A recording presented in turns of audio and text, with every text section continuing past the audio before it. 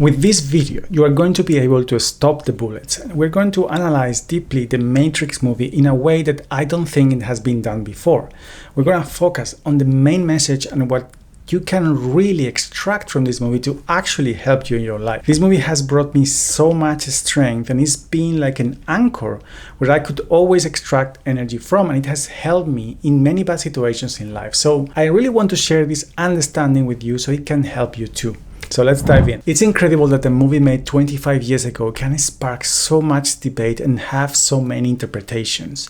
And it's incredible how relevant it is still in our days. And this is because the concepts of the movie has been there for thousands of years. The story feeds from many philosophical and religious sources and combines them in a form that is appealing to the digital world we live in. And because of this underlying ideological richness, the work will always be open for interpretations. The most important message for me of this movie is that it's not really about artificial intelligence taking over the world, but it's about your mind. And the Matrix is a symbol of your mind. And it's incredible how we see this through the main character transformation from Mr. Anderson to Neo. He frees up from the slavery of the mind to an enlightenment state. Of course, this connects with Eastern philosophy in great degree, but also connects with the philosophy of vitalism, being Nietzsche one of the most important representatives. Nietzsche is one of those philosophers that also are so rich conceptually that, like the Matrix, sparks so much debate and interpretation, sadly, through history.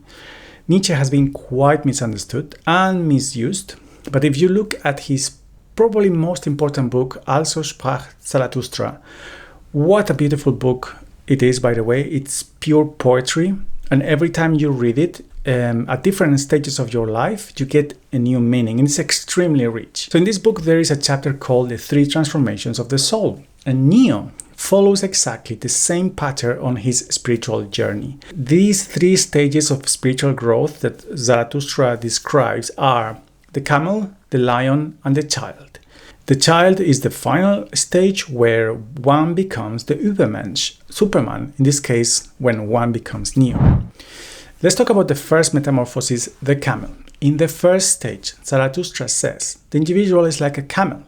He's carrying the weight of traditional values and expectations from society. The camel adapts to it and never stands out. The camel just walks along carrying this baggage. In the Matrix, we can see, for example, Mr. Anderson following a routinary life, doing what he's expected to do, and this is the stage most people are in. We go through life performing a role, actually carrying the weight of a role, that makes sure we are accepted.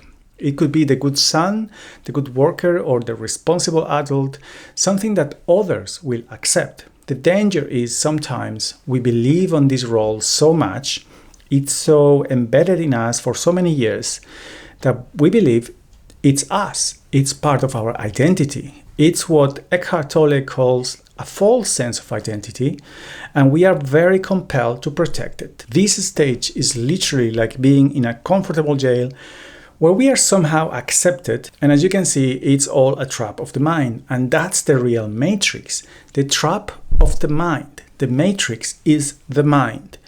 We usually live in this matrix our mind creates. It's a distorted vision of reality where we play a role. We forge a story of our life with a past, an identity, a role, a narrative, and we are slaves of it. And this narrative influences our behavior and our mood. And in this stage, we are constantly projecting how our future is going to be based on our present situation and that narrative.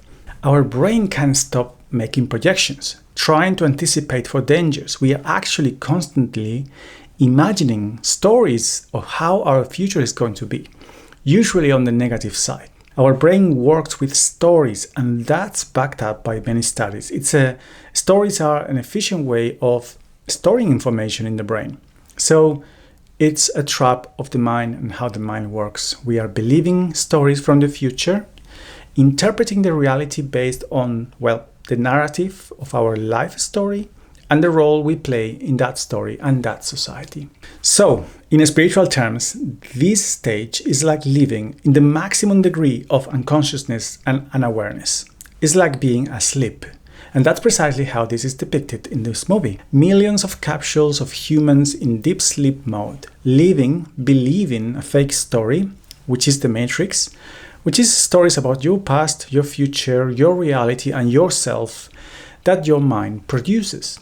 Those stories, all that is not real. We believe it is, but it's not. The second metamorphosis, according to Zarathustra, is the lion, which is a symbol of rebellion. It gets really interesting now. Mr. Anderson starts to feel that something is not right with his life. It's the feeling of insatisfaction, of constant despair, of something not being authentic and real. Is the pressure of society that most of us experience at some point. And this is actually a good feeling. It's us starting to realize that we live in a matrix of our mind. There is always a hunger to wake up and see what's actually real. And the real us, our vital energy pushing to come out. So the second stage, the lion, it's rebellion. It's the will to power. It's the will to be, the will to become what you are. It's like a volcano about to explode. And this is a choice we all have, staying as a camel in a comfortable jail or waking up as a roaring lion.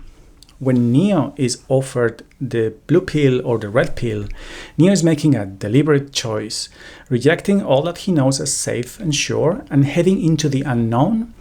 It's the choice between staying comfortably where he is with his limitations or heading towards an uncomfortable truth. And this is a decisive choice for Neo. Morpheus teaches Neo many things after this, but one of the most important messages is free your mind. Free your mind. Believing in the impossible or what others consider impossible and pursue it. That defines greatness. And Trinity warns him that facing an agent directly is almost synonymous of dying. No one has ever won a direct confrontation with an agent. And yet, instead of running away, Neo faces Mr. Smith. This is the symbol of the lion's roar. He's asserting his own values and desires rather than conforming to the expectations or fears or limiting stories of others. It's an act of defiance and rebellion. He is unapologetically expressing himself and refusing to back down. It's wonderful. In this moment, Neo is no longer a human trapped in the matrix of his mind. He has become a force to be reckoned with.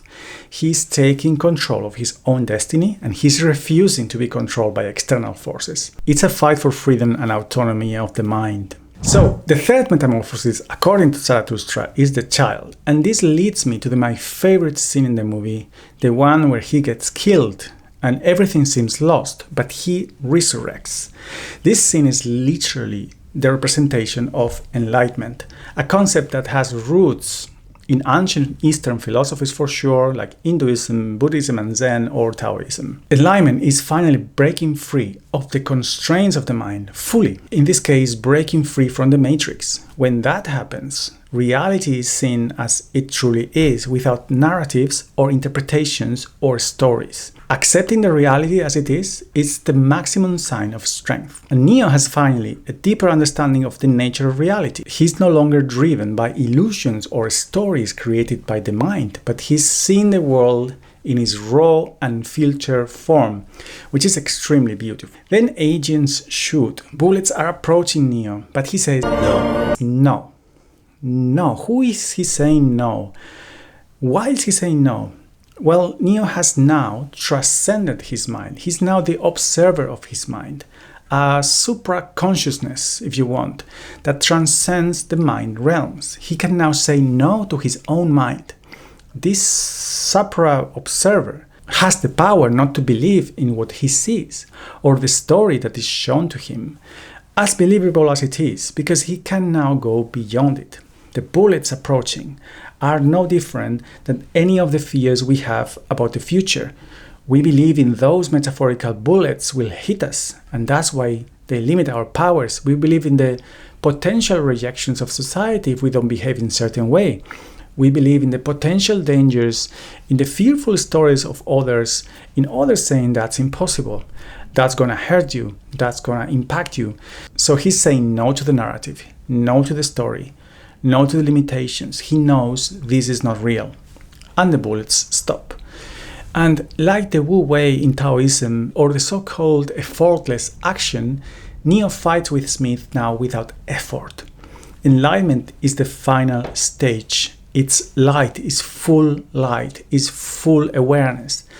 And it's well linked with the third transformation of the soul, the child, representing freedom, pure creativity, and the ability to see the world new every moment without the burden of the past.